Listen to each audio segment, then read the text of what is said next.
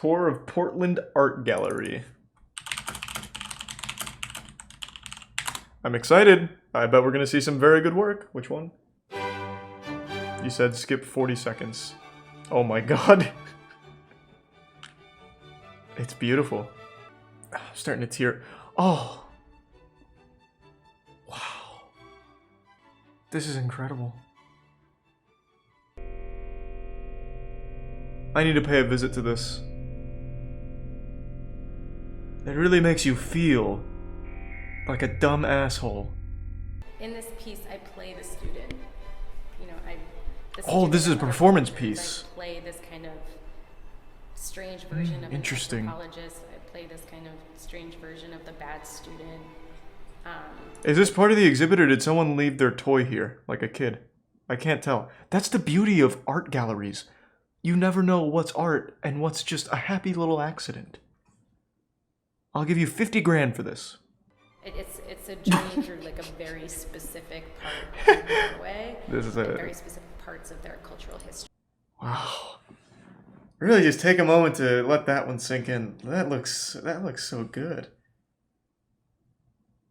Actually looks like something I would draw up in 30 seconds. Like if I was trying to quickly get across an idea and I like doodled something, that's exactly what it would look like. Maybe a little better. How we've arrived where we are, and oh, this is part of the exhibit. Okay, that answered that.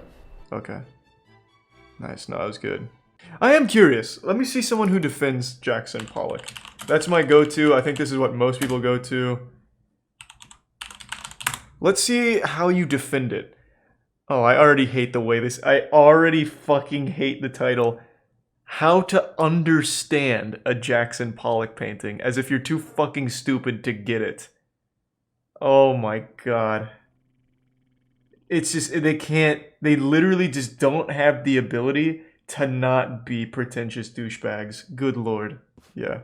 To make this work, Pollock placed the canvas on I know exactly how he made it work. Spattered and dripped the paint, making a painting which is about the substance of paint itself, the fact that paint is liquid.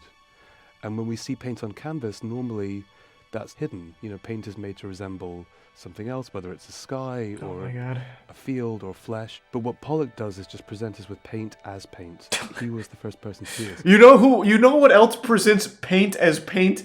The fucking can that the paint comes in. That's actually kind of smart. Has anyone done that? If you just take like paint cans? Like if I put paint cans on like a table at an art gallery, could I sell that? Or I'm sure that's been done. There's no way that hasn't been done. Am I an abstract artist?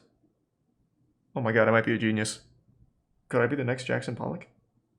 I just buy Michael's paint and just on the table. I'm not trying to fool you. This is paint. It's not supposed to resemble anything else. This is Crying Dolphin Blue. And it's right in front of you. 50 grand. Many people have tried to copy Pollock. None of them have the energy, the spontaneity, and the sheer skill in handling paint that he has. Oh, very skillful. You read the painting as being different shades of grey, fairly restrained, but when you get it's close, the work of a true master. Jump out at you. And then on top, he's layering this riot of colours. Silver, cream, pink, grey. Fuck, yeah, no, now that I really get up close, I can see the talent. Sometimes the lines are quite thin and fine. At points, the paint pools. Oh, whoa, look at... Jesus Christ, look at that!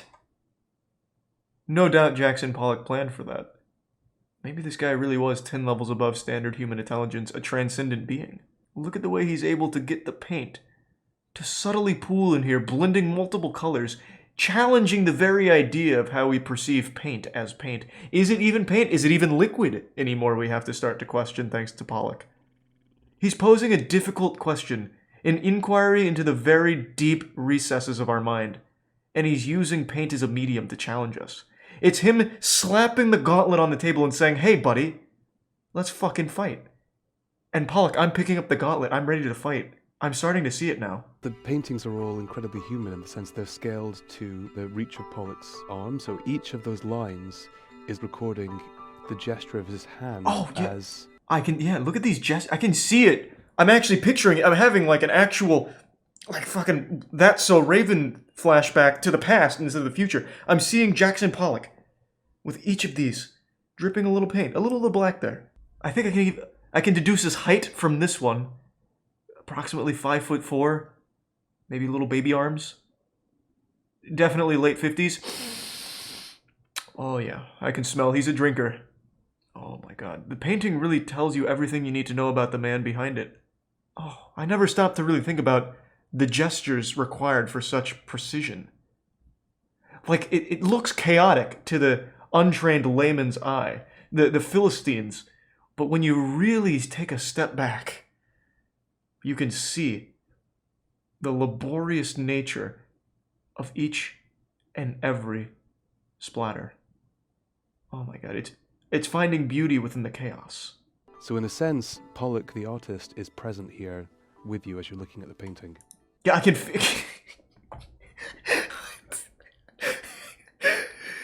feel the spirit of Jackson Pollock nodding as I appreciate his work. Of course, he wasn't allowed into heaven because he was too talented. He was a better painter than even God. God couldn't paint a masterpiece like this. So they turned him away at the gates of heaven, and hell couldn't accept him. So he's left in between worlds, in between dimensions, and he's just here with us now, as we appreciate his art 60 years later. In fact, I believe it's said in each of Jackson Pollock's work, a piece of his flesh is sewn into the canvas. His corpse travels with the pieces. He's going to live forever now. As a fucking joke. Thanks to the bits Arcfang. Jackson Pollock is Voldemort and these are his Horcruxes. Yeah. This painting is incredibly honest. Pollock isn't trying to fool us in any way. I said However, that. Our brains Let's go! can't resist. I am Pollock! Now that it's been explained to me, now I truly do get it. Now I absolutely understand it. Who thought that art should be gestural, expressive, Oh and my emotional. fucking god! Unconscious. Oh, oh my god. Imagine, like, so this is the villain, right? So Jackson Pollock, he starts this movement where you can just literally drop a little paint on a canvas and sell it for millions, whatever. Do little scribbles.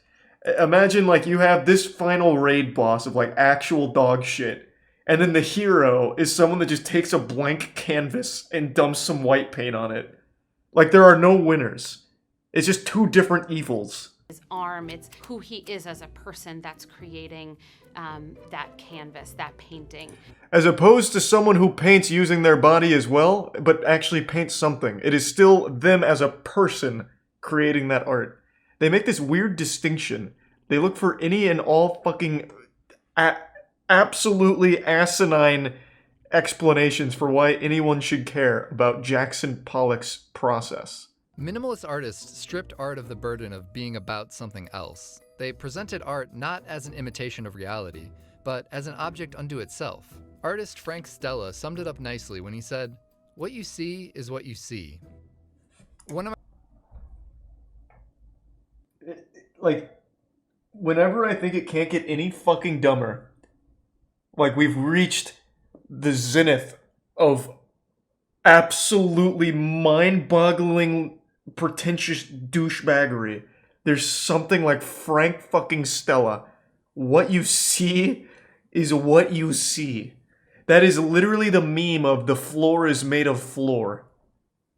And fucking dumbass Vox says that he sums it up nicely. Oh my god, he gets pats on the ass for saying nothing. One of my favorite things about modern art is the rage that it seems to provoke in some people. Cue videos of men freaking out. True, me. I'm not gonna sit there, try to find a meaning You in can a use circle Vox, you can use on my a blank reaction white in your canvas, next 'cause I'm not shitty gonna follow-up. find any meaning. I may not understand art, but I do understand the English language, and that's pretentious nonsense. When you're looking at simply a square of white paint, you have to do a lot more work, but sometimes there maybe is something more rewarding in the end. Another common reaction to modern... there is not. Like, even if I somehow put multiple fingers up my ass, sniffing them to get the fumes up there to really, like, delusion myself, like, hugely enough to find any kind of meaning in this, there's no reward in it for me. I don't get anything for it. There's literally nothing at the end of that tunnel. The only reward is to the artist that put no effort into it and sold it for a lot of money to people that have been brainwashed to make them believe that it's worth that price. Like, there's nothing for it. Obviously, money laundering is a huge thing, but there are, like, I think she's an art student or something. I don't remember what they said. She is convinced by the lies of money launderers that this is somehow worth any amount of money. So if looking at a white painting makes you feel angry, or excited, or soothed, those are all valid responses. But take a moment to think about why that was your response. I think they're conflating wrong things here. I don't think anyone's mad that Jackson Pollock trickled little dribblings of paint across a canvas, or someone submitted a canvas they bought from Michaels as art. They're mad about the price that it sells for and the people that defend it. It's never really the piece itself. Like, we looked at Diana earlier, which was a potted plant that was store-bought and put on a shelf. And that was the art. I'm not mad about that. I think that's fucking great. I think that's a wonderful joke. But if I heard that sold for $100,000, that would be upsetting to me. Like, they're not grasping that concept, I don't think. I don't think there's anything anyone could ever say or any explanation for any of this that would ever actually change my mind on the interpretation of empty canvas work and splatter paintings. I just don't think there's any way to. No matter how you break it down, it is all trash. Make sure to check out the other Vox video about what the formula is for selling $1 million work of art. In September of 2008, something unheard of happened in the art world. A British artist, Damien Hirst, took Oh, 200... fuck me. Oh, I hate this guy. I can't stand this guy. But I also like that he scams people. I'm so divided on this guy. He scams really rich assholes, and I think that's great. But I also just don't like him at all. Oh, fuck. 123 pieces of his new work to Sotheby's auction house and sold every single piece. I'll start the bidding here at £2,500,000. Yeah. It was a 2-day event, and the total sale was about $200 million. That's a lot of It broke polka the dots. record, but in order to sell I $1 think it million sucks, Mercurius. artwork, That's the, you need strong 433 market of Simons, value, right? and you need extremely high demand.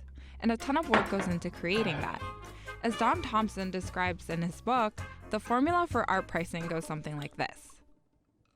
The bigger the work, generally the more expensive it is. But the biggest variable is the reputation of the artist. Sometimes Yep, that's you're all world that famous matters. and sometimes Literally you're all not. that matters. What? Thanks to Resub Lunabat. I will pursue an art career under a pseudonym, and you'll never fucking know. You will never know. You're gonna question every goddamn shitty art piece, wondering, was that Charlie behind it?